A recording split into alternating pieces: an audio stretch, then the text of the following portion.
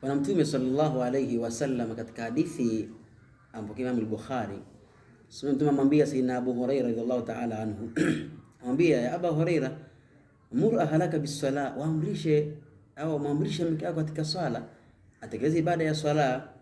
Inna Allaha ya'tika birizqi, Mwenyezi Mungu anakuletea riziki min haythu la tahtasib, katika njia ambayo kama mwenyewe utarajii. Ila Allah katika aya nyingine Mwenyezi Mungu anasema kwamba walau anna ahla alqura amanu wattaqaw la fatahna alayhim barakatin minas sama, lau watu wa mji wakamcha Mwenyezi Mungu Subhanahu wa Ta'ala ibada ukweli kumcha hapa pale la taqaw, wangemcha Mwenyezi Mungu, maana yake wangetekeleza ibada ya swala. Baada ya ulama tafsiri hivyo kwamba ni ibada ya swala, lau wangetekeleza ibada ya swala vile inavyotakiwa, Allah anasema la fatahna alayhim barakatin minas sama, tungeliofungulia baraka kutoka mbinguni.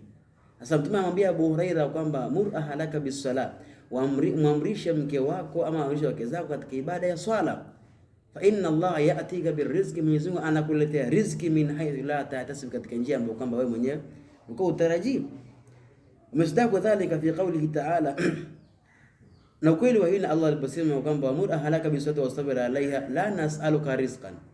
Naona Mwenyezi Mungu unapoamrisha katika mambo ya ibada ya swala, Allah ya hakuombi riziki wewe, bali Mwenyezi Mungu Subhanahu wa Ta'ala mwenyewe anasema kama nahnu narzuquka, sisi tunakuruzuku wewe riziki, wala akiwa tulitakwa. Na mwisho uliokuwa mzuri kwa Mwenyezi Mungu Subhanahu wa Ta'ala ni yule kwa yule mtu ambaye kwamba atakayemcha Mwenyezi Mungu Subhanahu wa Ta'ala. Kwa hivyo jitahidi kumcha Mwenyezi Mungu na Allah atatulipia khairi inshallah Ta'ala. Wassalamu alaykum wa rahmatullahi wa barakatuh.